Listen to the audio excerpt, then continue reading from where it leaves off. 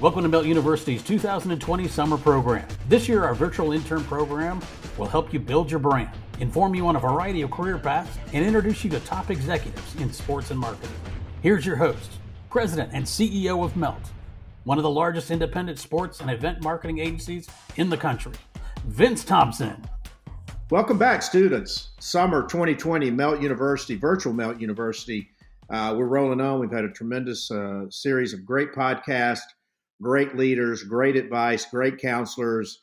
We've heard from many, many leaders across the board as we continue our summer, Navigating Building Brand You. Blake, that's going to be the name of my book coming out in September. And it's going to be more important and more vital in a COVID and post-COVID world, as there is going to be, intense and brutal competition for entry-level jobs, pretty much unlike we've ever seen, because my theory is more and more people out of work in the marketing services field, which means they're going to be pursuing fewer jobs and be willing to take fewer responsibilities and fewer and less wages. And so Blake Lawrence is our guest today. I'm really huge fan of him as a person, his values, his profession, his entrepreneurship, his leadership, truly the next wave of leadership in marketing and sports marketing and college athletics and athletics as a whole, in the social media space, name, image, and likeness space. We talked a lot about that. 7th year with Opendorse, Opendorse. You'll look that up. You want to look it up. You want to follow Blake, co-founder and CEO of Opendorse, a social media publishing tool designed to help important athletes, important people post and manage their image across multiple platforms with a single tap. Started this business several years ago, and it has evolved to where he's working with many major organizations across the country and 10,000 or over 10,000 of the top athletes and leaders in sports to set a new standard in social. He took me through amazing tutorial on this recently, and I was just so jealous and so overwhelmed that he could come up with something like this and really execute it to perfection. But also a great, interesting past, not only as an entrepreneur, hugely successful student athlete, was a 3-year letterman, linebacker, Nebraska football team, University of Nebraska Cornhuskers, one of my favorite. Suffered, as we say, thrown off the saddle. Retired, quote unquote, after a series of concussions, but he didn't let that deter him.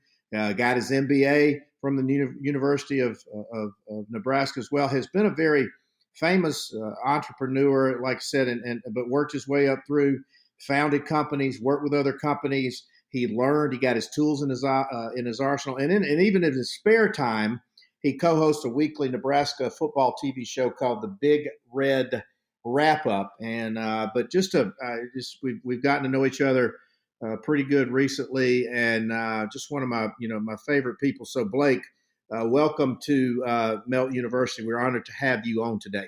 Vinny, I appreciate it, man. That's you giving me a lot of props. Hopefully I follow through. I give you some props to your own, man. This is great what you're doing. I'm thankful to share a little of my story and hopefully help those that are listening understand the different paths you can take to having a role in sports.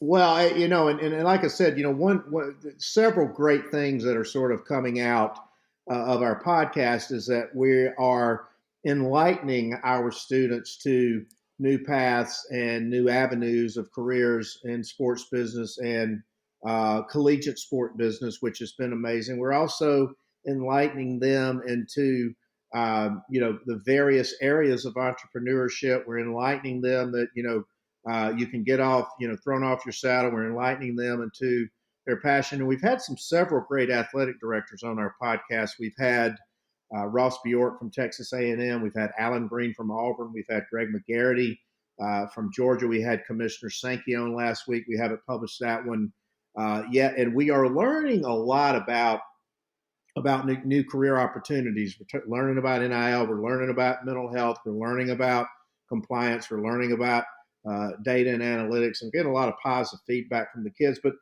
let's sort of start from the beginning. Obviously, You played football at one of the most vaunted institutions in the country. Back in either your elementary, your junior, your high school, you had to be a pretty good athlete. You had to be a pretty good football player. You had to have a passion for sports sort of growing up. And I don't remember if you grew up in Nebraska or not, but kind of sort of talk about your path prior to getting into to Nebraska, where it all started. Yeah, happy to. And I'm a Kansas City kid, so Midwest through and through. I live in New York now, but grew up in Kansas City as the little brother of Mr. Tyler Lawrence. Tyler Lawrence was a star quarterback at Shawnee Mission West High School, and Tyler went on to play quarterback at Kansas under Coach Mark Mangino. So I didn't realize that. I love him. Yeah. I was a little brother, man. So when I got to high school and started to kind of develop a name for myself, I grew up playing quarterback, but I couldn't because my brother was a starting quarterback. And so I said, I'll try this defense thing, and ended up being pretty good at it. Ended up getting recruited across the country, from a lot of people thought I'd go to Kansas, and ended up looking at Stanford and UCLA, Cal, Michigan State, Texas Tech, a lot of these, Big 12 schools, and fell in love with Nebraska. So I thought, hey, here's a chance, little brother. I get to go up to Nebraska and kick my brother's ass, every once in a while. Kansas played Nebraska every year. And, and so that was a big deciding factor was, falling in love with Nebraska and that fan base, but also the opportunity to play my brother every year, stay a little bit closer to home meant a lot. And, beyond the sports side of things, I was, always in the classroom, excelling on that side as well. And I came into college with 30 credit hours. I graduated my undergrad degree in 2.5 years at Nebraska and got my MBA as well. Yeah, it was kind of a sprint, man. I asked our academic advisor, Dennis LeBlanc, on day one. I said, hey, can I graduate in 2.5 years? And I said, well, no one's done that before, but let's see if we can get you on that path. And did. So that, more than an athlete, right? The true definition of a student athlete. I'm proud of that. And Nebraska was a great place to hone my skills on the academic side. But I'm an entrepreneur all the way through and through. Vince, I got to tell you a story, man. I was thinking back, they say some entrepreneurs are, born, or, you're supposed to be doing this. And I think about this story back third grade. I'm in third grade. My brother's in fourth grade. And we found out that the cool kids on the playground had candy. I mean, they on the playground, they had candy. Where the heck are they getting this candy? And so, one mentality is, I got to find a way to sneak some candy on the playground. The other one is, I got to find a way to sell candy to these suckers on the playground, So, by the way, I was the sucker. Okay, so I'm tracking with you. Yeah, buddy. And so my brother and I, we would take our lunch money and we did a stakeout on the teachers' lounge, and that's where the vending machines were. So we would sneak into the teachers' lounge and snag candy and go sell them on the playground for double the money, right? And we did this for 3 or 4 weeks before we got caught. By the way, that's when people used to actually have change in their pockets as well, right? That's right, man. Totally different deal. And but we got busted, pockets full of candy bars. My dad got called by the principal, and the principal wasn't mad. He thought, this is a pretty good entrepreneurial endeavor. So, I think about that is because there was this moment for me, Vince, when I woke up the starting linebacker at Nebraska, and by the time I went to sleep, I could never play football again. Concussions took football away from me. And everyone that's listening has been through that moment in their life where who they thought they were, like a big part of their identity, was gone in an instant, and something you can't control. And so for me, it became an opportunity to say, okay, well, I've always had this entrepreneurial tick. I like the whole being, the student side of things. So what if I took all the passion and energy that got me to Nebraska as a linebacker and put that into entrepreneurship? And really less than a year after I was done playing football in Nebraska, Audie, my business partner, and I, we started our first company, and it's been a decade since. And every day been finding different ways to help solve different problems there for different folks. It's a little different than selling candy bars on the playground, but really not too different from selling candy bars on the playground. So it's been a great journey, and hopefully that gives you a little bit of background on the other side of my path to where we are. Well, you touched on several things that we'd love to unpack with our students. And really no particular order, but I think one, as a student athlete, not everybody can be a student athlete, but in my experience, I was able to work my way through 4 years of sports information at Auburn, and the athletic department and the campus. We talk to our kids that it is, and even now so more than ever, the ultimate professional lab. And so we encourage our students to, if they want to be in the area of sports marketing, obviously the athletic department of the university is such a rich breeding ground for that. Give them a little advice of a look see of, hey, Vince Thompson's at Nebraska or he's at Clemson or Auburn, and I want to go volunteer. I want to go work at the athletic department. And then we'll segue into the NIL and a couple of those things. But talk about sort of as a student athlete, though, but it takes a village to run an event or a practice or an athletic department or a game. And a lot of our kids aren't aware of that, aren't exposed to it, are they, Blake? No. That's the thing is I wasn't exposed to it. Vince, I'll just tell you my personal journey. I didn't understand sports business. I didn't until I was sitting in a freshman year marketing class, and a guy, Jason Rathy, who's a great friend now, but at the time is a stranger, walks in as a guest speaker and says, "No, I am in sports marketing and I help brands work with Nebraska and make sure on the day of the game that their advertisements are shown or that they have a great experience for their customers." And I'm like, what is this thing? And then that's just one side of it, one aspect of it. And then some of my closest friends today are those, not the coaching staff at Nebraska, but some of those that were support staff. So when you're going out to practice, and somebody's got to get the bags out there, right? Somebody's got to push the cart onto the turf and take it off and get the water to you. So there's that surrounding side. Then there's the academic side of it where I've got a close relationship with the head of the life skills department and the people that work there than anyone at Nebraska, because there's this whole other flip side of student athlete support. So if you have a desire to work in athletics, there's a path in many different departments within college athletic departments. But you also, if you have a desire to work with athletes, there are specific roles within the college athletic department that I would encourage you to check out. And that would be the academic advisors, the tutor side of things, just to build a relationship, understand, how you can help a student athlete out the field. You've got the strength and conditioning program, right, where you get to see what makes an athlete tick off the field. Then you got life skills is one that I think is an underestimated part of a college athletic department. And that's understanding that when you leave, a university, you go through a student athlete experience, all those moments that you spend with fans outside of the stands teach you a hell of a lot about life and how people look up to you, how to handle yourself, what you say matters. And so if you can get exposed to that as a college student, knock on the door and say, "Hey, is there any opportunity within life skills?" It's not this, big, sexy, marketing and sports information directors, like where you're maybe up in the press box and booth, but you're right near an athlete when they are trying to figure out what they want to do beyond the game, right? Because that, unless you're going down the coaching route, once you get into professional athletics, all of the support happens outside of the, what you're doing beyond the game, from an agent or marketing rep or publicist. So I would encourage life skills is maybe an underrated part or path for those that want to work with athletes.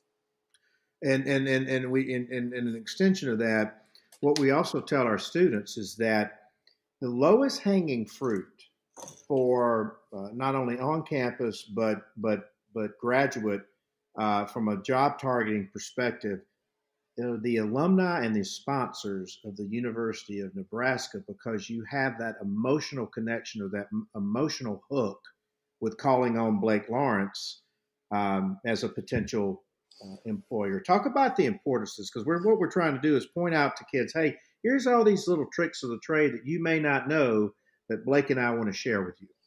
Yeah, I would say that there's a moment in everyone's life, we talk about the transition that I went through, where their career is over and they've got to figure out what's next. And for today, this is not even athletes, for today's students on every campus, the moment you got to figure out, oh, I got to apply for jobs. I got to get a resume together. I got to make sure my LinkedIn bio makes sense. I got to clean up my past social media history. Like all of those things, it matters a great deal. I mean, your online presence and profile is one of the leading factors in being chosen for a job. Preach, brother. Amen. Right. We talk about it every day. Please talk about it. I will. And it's one of those that the same process that we take a pro athlete or even a student athlete through today, which is, hey, let's just think about this real quick. And one of the, it's called the grandma rule, right? I mean, this is like, imagine when you're hitting send. You must be reading from my lines in my script, in my book, because that's what we call it. Hey, man, and tell me if it's the same rule, but imagine when you hit send on a tweet that you're sending it to Twitter, but also straight to your grandma's phone, and she gets to see everything about what you're doing, who you are as a person, how you represent yourself. And if you look at these, online platforms through that channel, and then also realize that this is a leading factor in being selected for any job, and for the athlete side, it's endorsements, but for just a general student, it would be for your literal job. That those things matter. So clean it up, be prepared to have a discussion about it if you haven't cleaned it up, and be aware, right? Those tell our students that if they don't think that you and I, that's one of the first things we do is look at that profile. They're kidding themselves, right? Yeah, no, absolutely. I mean, for us, we are in the social media world, so it is right. A critical importance to have a clear understanding of what you say online matters. Like if you would boil down Opendorse to one sentence, it's that, right? It is the fact that if what you say matters, and if you say the right thing at the right place at the right time, it's transformative. And this is not just for athletes. This is for people, right? If the right person says right thing, right place, right time, you can change a community, you can change consumer behavior, you can change culture. And that is magnified when you're the more followers you have, right? Or, and athletes have this natural set of positioning in our minds as consumers, as fans of sports, but that's true for everyone. So same can be said on the other side. If you say the wrong thing at the wrong place at the wrong time, it can destroy everything you've built. And some people, because of that, have a fear of saying anything, right? And in today's world, going into the job market and trying to, if you don't have a presence, what are you hiding? Is almost one of those things too. Right? So right. It's like it's danged if you do, danged if you don't. But if you're gonna do it right. And there are companies out there and that are there to provide a little bit of a blueprint to say, make sure you say the right thing, right place, right time. And for us, we take that approach and we apply it to sports, and then within sports, we apply it to athletes, right? And because athletes, as everyone listening in the summer of 2020 can attest to, their voice is louder than ever before. And it can be used for significant change in culture, society, no matter what you stand for or care about. An athlete will be a feature in your social media feed, right? They will get you to slow your scroll. So that's where we sit to make sure those guys and gals are saying the right thing, right place, right time. Well, you said something huge, and I want our students to rewind it, replay it, and write it down. What you say online matters. And it, by the way, it's okay, but be your authentic self, but also consider all the audiences and the constituencies and the long-term ramifications of the things that you're saying and you're posting. And you hit on that. And I want to go back to one thing before we move forward and talking about, we tell the kids, hey, it's not a matter of if you're going to get knocked off the saddle, it's when. And we're all living, by the way, collectively being knocked off the saddle right now during this period of COVID. But you had this great career, University of Nebraska, linebacker, and then all of a sudden, what you said caught my attention is that you retired at basically 21 or 22 from a game and a sport you'd loved all of your life. But a couple things. Talk about, sort of how you handled that transition, because you could have gone a million different directions. You could have, slinked off and said, hey, my life is over. I'm going to give up. I've lost my passion, et cetera. But you said, "Hey, I love to be an entrepreneur. I love to be in the world of student athletes." So you sort of picked yourself up, dusted yourself off, got back on that saddle. Talk about that transition, because it's okay if you get knocked off the saddle. It's okay to feel bad about it for a day or two, but then you got to get back on there and keep riding forward. Correct? Yeah, I would say so. I mean, that's something that, yeah, you can have your tail between your legs and kind of take your ball and go home, or say, hey, what got me here? I got to change the game that I'm playing, but I'm not going to change the way in which I play the game. Right. That's the part for me. Again, less than a month after I was done playing football, I started my first company, and this is a quick story. I'll try and keep it quick, but it was called mytwitterdiary.com. And basically, I was using Twitter like a diary. Was one of the first guys on the team, Wow. with it. And I thought to myself, in 40 years, I'm not going to have access to this thing. So what if I could turn my tweets into a hard copy diary and like toss it on a coffee table somewhere and think about my life in 2009, and 20, 40, years from now. Well, there were like 4 people on Twitter at the time. Yeah, too, no, right? right. It was early days, man. That's amazing. Yeah. So, I bought the domain and built the website and sold one of them. I made negative $53 on the venture. Right.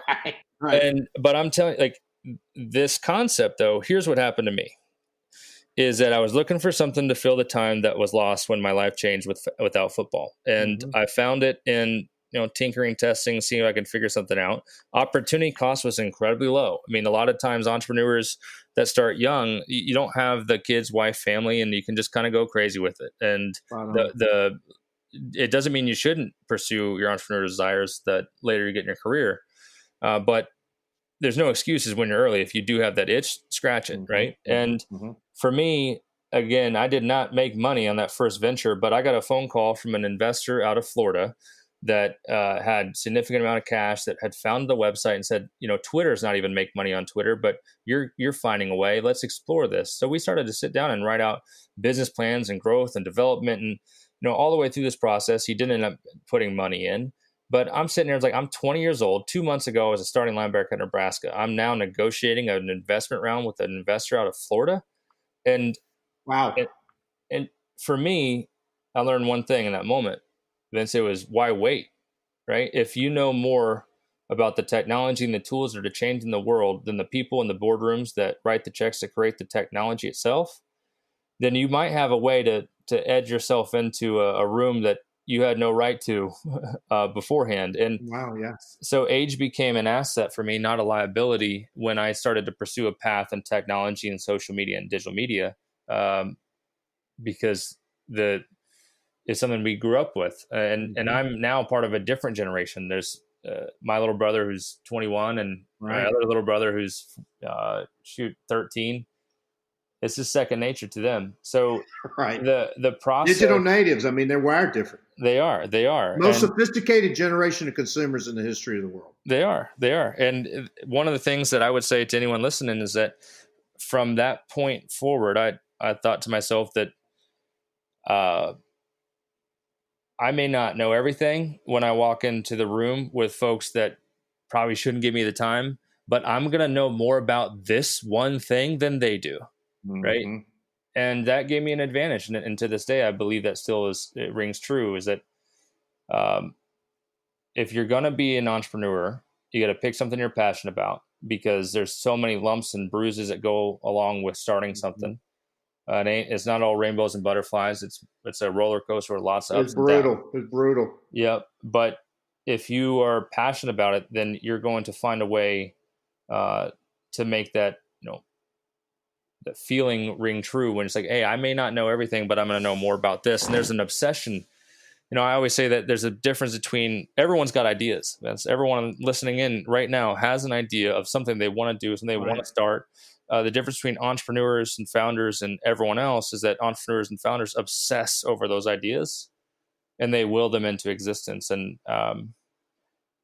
again, all those things kind of pull you into one direction, where it's like, if you want it, pick something you care about, because you're going to have to, and then find a way to carve out your path, right? Just because it's my path and Vince, your path, it doesn't mean it has to be everyone's path. That's right. find your own way and become the best at something. Like, do you have a chance to be the best in the world at something, and it would make you happy? Then hell, if you can do that every day, it won't feel like work. It's never working. And we tell our students, because you look at the unicorns, let's say Mark Zuckerberg, but you also don't see the 9,999,000 that, we've all fallen on our face. We've gotten back up, and it's not a world of instant gratification. It's a world of grinding, obsession over your ideas and staying focused on them. And so that's a nice natural segue, because I don't think there's probably anyone better in the world to help explain to our students what exactly, particularly you having the lens of the student athletes, explain to them what exactly this name, image, and likeness, NIL, is about.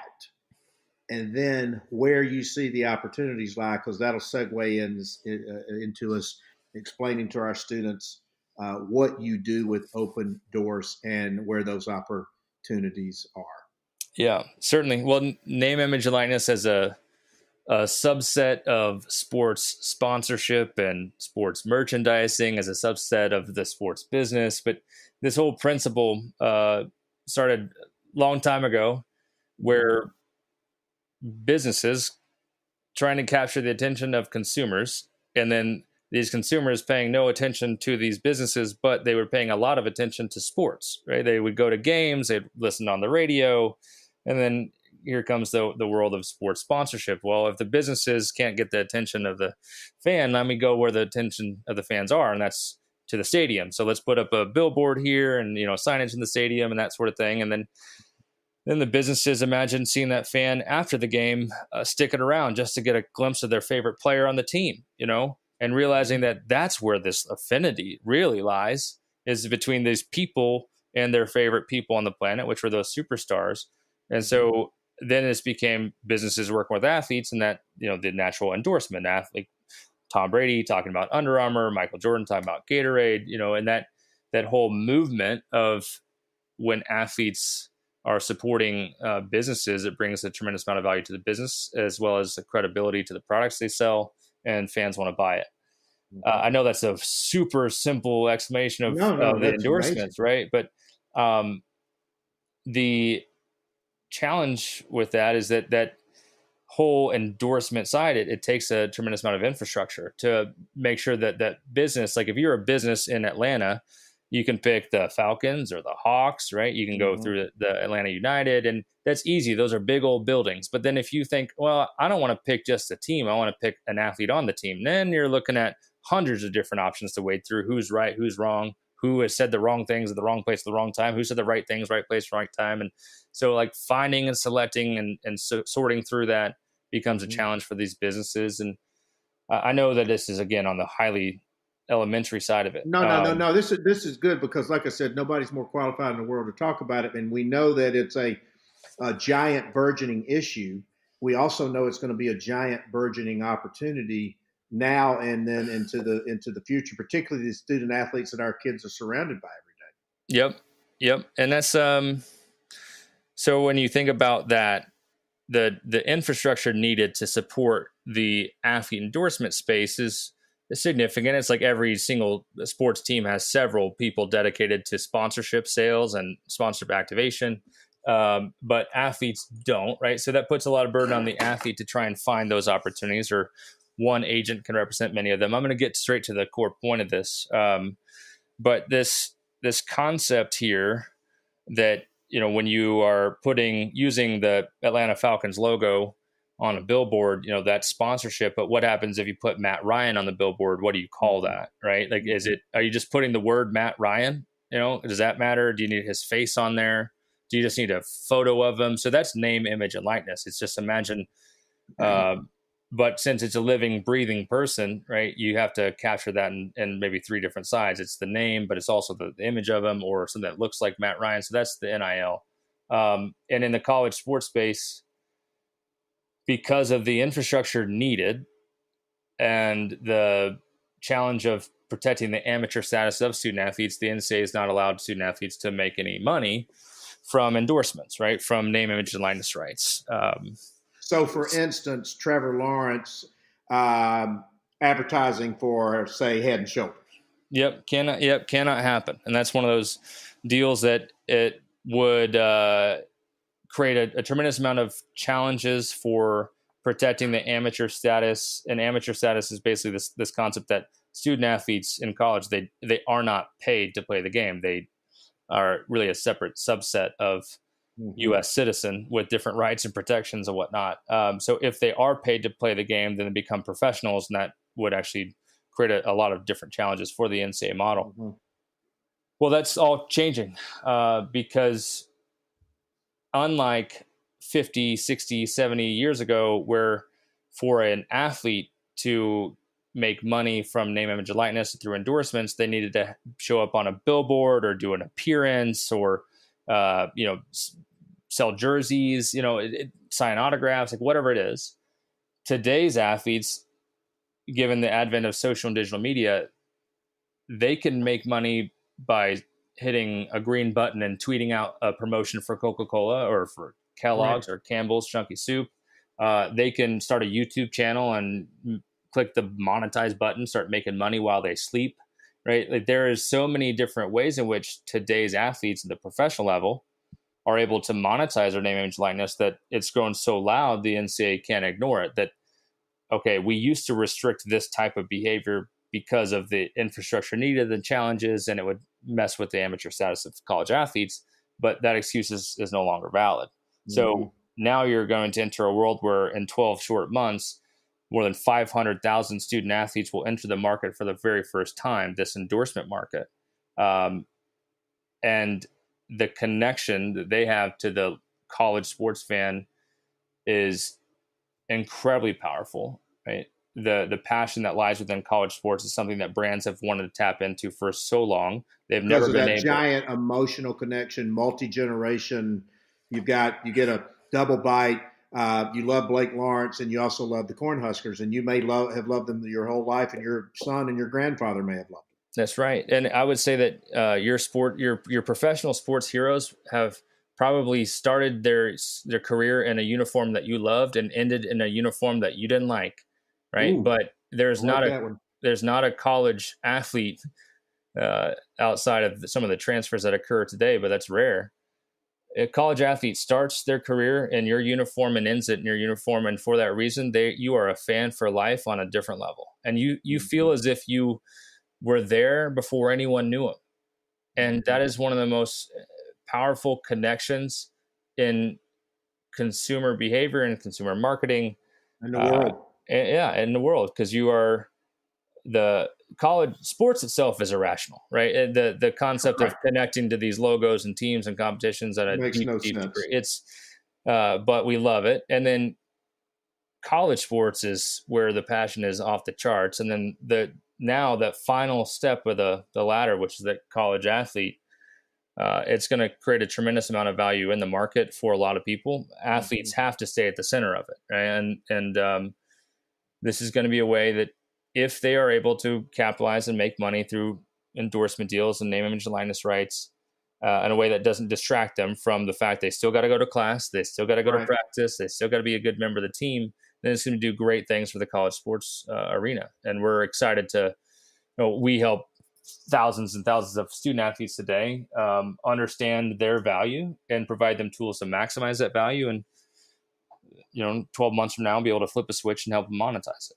Well, there's a couple, and by the way, fantastic explanation. There's a couple of headlines that I want our students to go back and look up, and I think Blake would echo this. But if you've never studied a court case called Ed O'Bannon versus EA and the NCAA, this was in my opinion, sort of the root of this to our students and our listeners is that for many years you could buy an NCAA EA game and you could see Bo Jackson in it or Charles Barkley in it, and the NCAA and Auburn and the licensing EA were getting the monies from it, but the athletes were not getting paid for the use of their image and likeness in that game. Little did they know, a college scholarship is a one-year contract that basically heavily favors the institution, where you give up the use of your image and likeness in perpetuity in that Auburn Tiger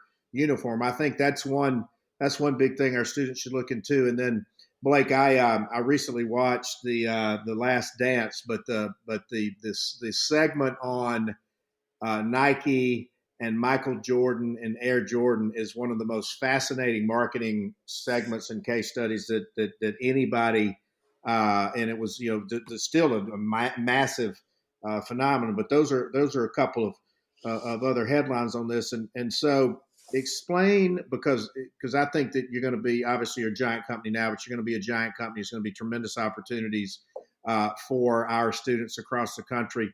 Explain basically the service that Opendorse provides not only for the athletes but for the companies who work together with you, that you marry up athletes to endorse certain prices. We've done some really great things with you as well. Mm-hmm. It's an amazing tool. Well, I would say let's go back to that centerpiece we talked about earlier. If you say the right thing, right place, right time online, it has a tremendous amount of value. Mm-hmm. And I'll take you back to 2011. My best friend, Prince Amukamara, gets drafted to the New York Giants, first round.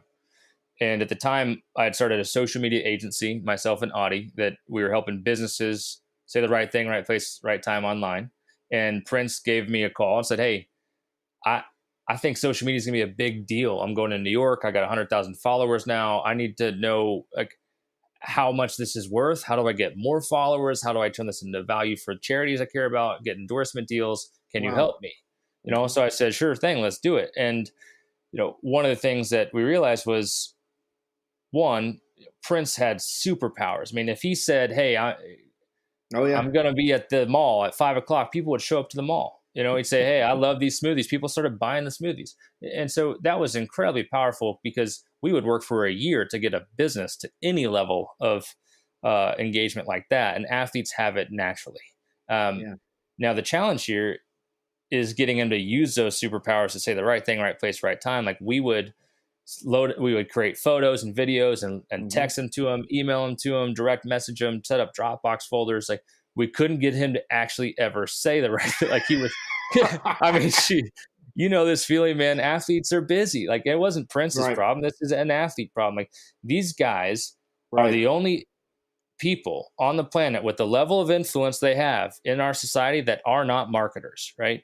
It is unbelievable.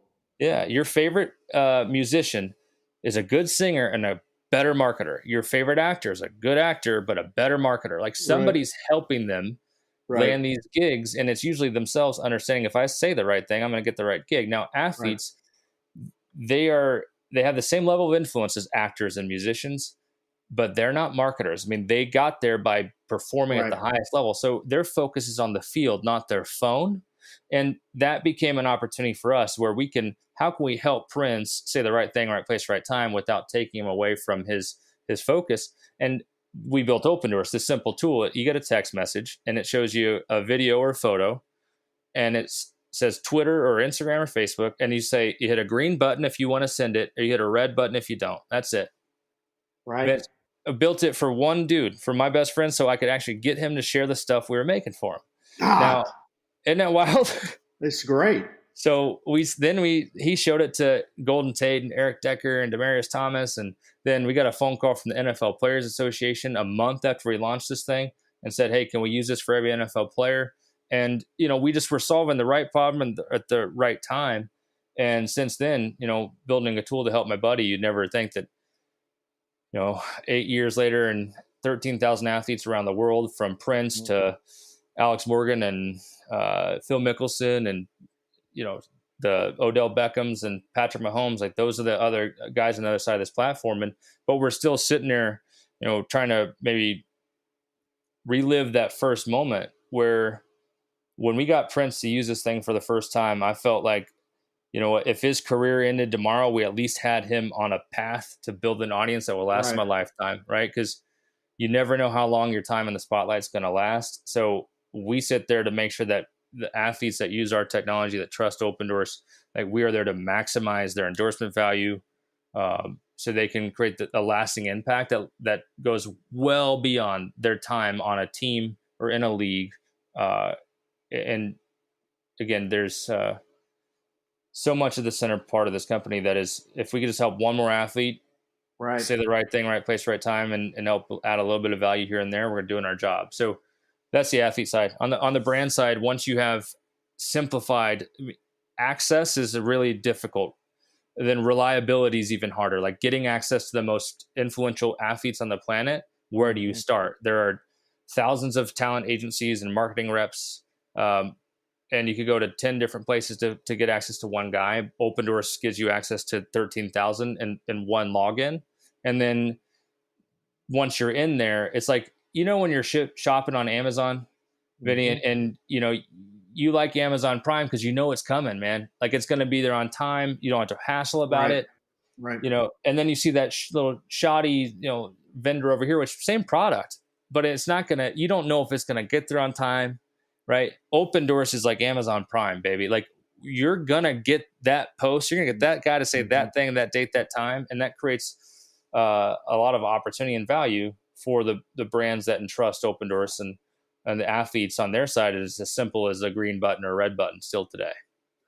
Okay. So a couple things. How did you know how to build this team? I mean, like this is it's a service as a software platform, but how did you know how to bring these? I mean, because there's obviously got to be programmers and engineers, and then my segue is where are the careers for our students within Opendorse? But how did you know how to assemble this team? Who to pick on the initial come out? How did it? I'm fascinated by that.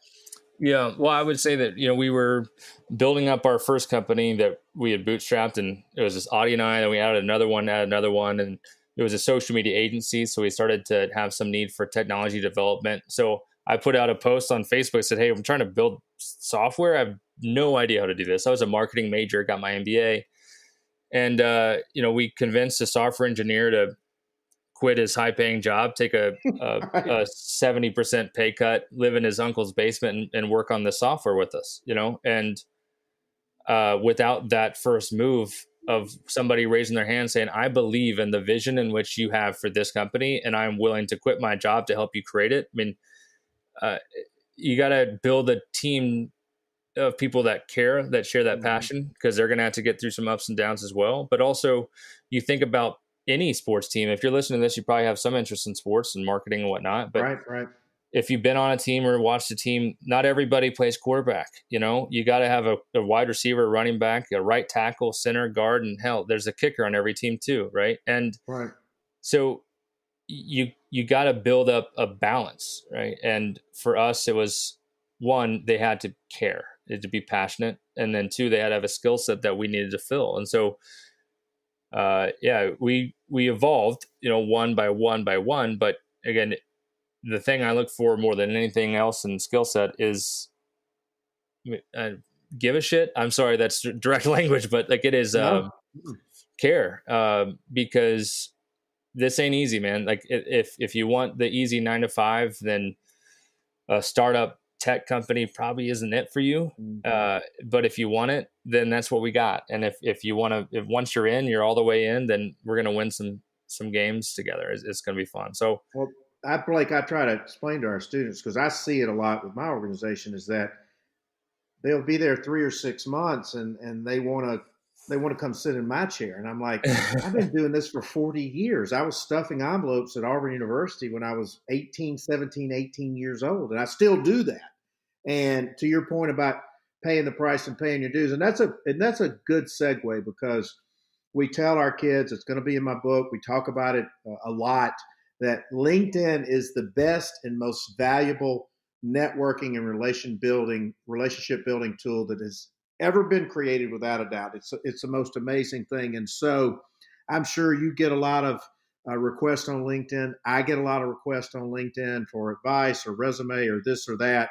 And I tell our students, like, every interaction with Blake Lawrence is going to be an audition. It's going to be how you would be as a potential employee. There's going to be thousands of you guys scrapping and fighting for these jobs, and it's as only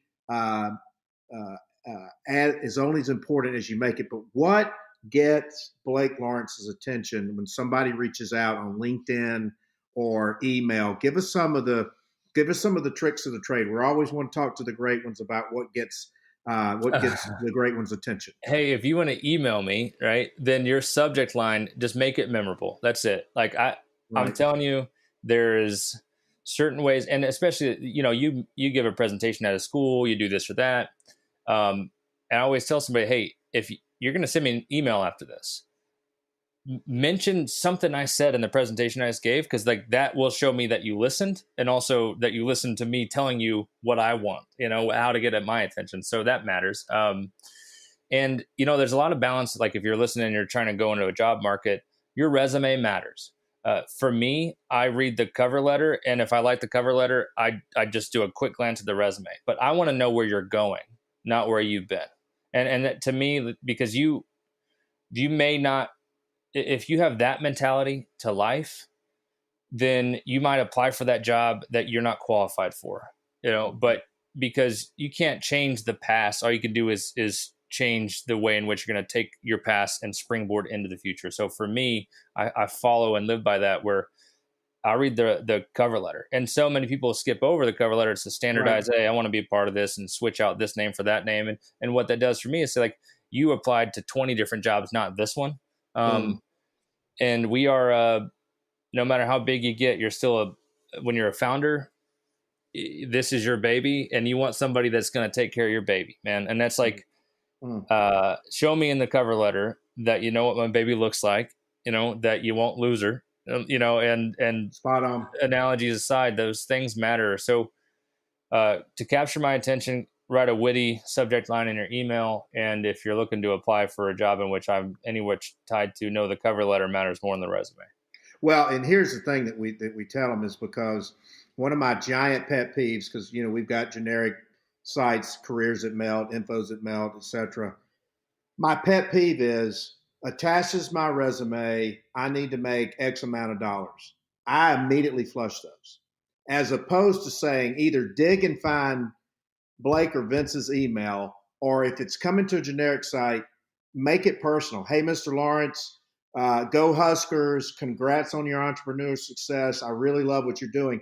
You're already communicating that effort and that passion and that attitude, because we talk about these things are like blind dates. You got to do something to get the attention to sort of get to the second date. And you just hit the nail on the head, because if I get an email that says, "Hey, Mr. Thompson, War Eagle, congrats on your success," and working with Coca-Cola for 20 years, I at least know they've done the homework. I at least know they've done the research, and they are communicating what type of employee, because what we're trying to tell our kids is, hey, your competition is going to be fierce, but you and I as entrepreneurs, we're paying them personal money out of our pocket, or money that we've raised or borrowed. That's an investment in this person as human capital. I mean, that's a massive commitment for me. Are you correct? Oh, absolutely. That's the deal, is like, this is, or putting our trust and faith into you. And we want to know that you are going to do the same for us, right? That's just a balance of going at these things together. And I think that's how all success happens, is when you have clear expectations on both sides, and a will to win, and a clear understanding of what winning actually looks like, right? So those things all come to a head when the very first interaction it does have an impact. You say it's an audition for what it'd be like to play the game together. It's a tryout, it's a combine, it's all those things Right. that we're used to.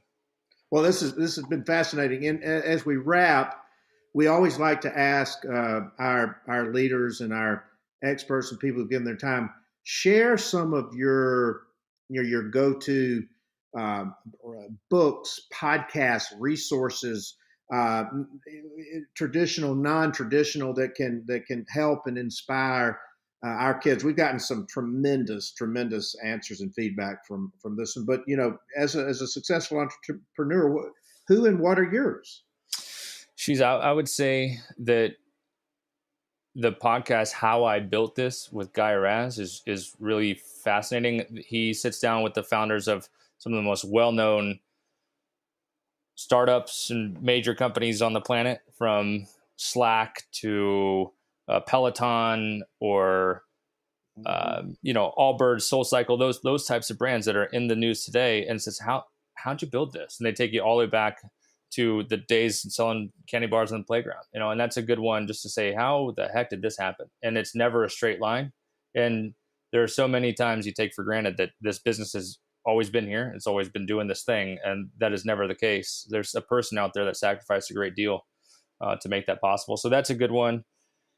And, I would say in the sports side of things, I'll give a shout out to Front Office Sports of, Adam White was an intern for us, Vinny, back in 2015, like right as he was starting Front Office Sports. No way. I didn't know that. Yeah. He moved to Lincoln, Nebraska for the summer. Wow. I love Adam. He was a fantastic member of our team, and he had this idea for taking this thing to the next level. And it's been really fantastic to see him grow. But if you want to know sports and the business side of it, Front Office Sports is a great place to start. So those are the two I would say between those two. Well, and you think about it. I mean, Adam and he's been on our podcast, another very successful entrepreneur, pursued his passion, really started out as a passion. He really didn't think about the money side of it. It was just interviewing these people as a way to get the foot in the door. So I fully concur with you that Adam White in Front Office Sports, and I've not listened to how I built this, but I love those stories because you just hit on one of the huge points we all talk about, that life is not linear.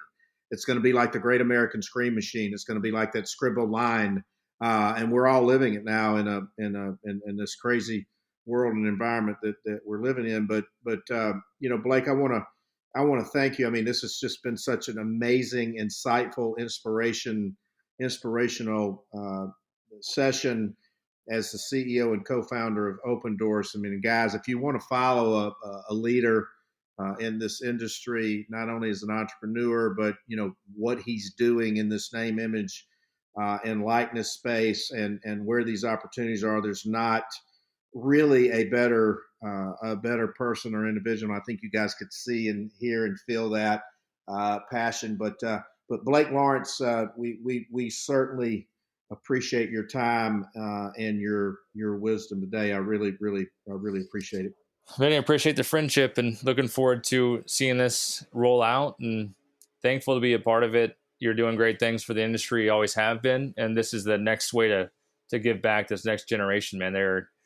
They're coming, and they got some clarity on where things should be going and growing and within sports. And we just got to make sure we get that foundation, ready for them. Right. But you're doing a great deal here to make that happen. So I'm thankful to be a part of it, man. Here to help any way I can.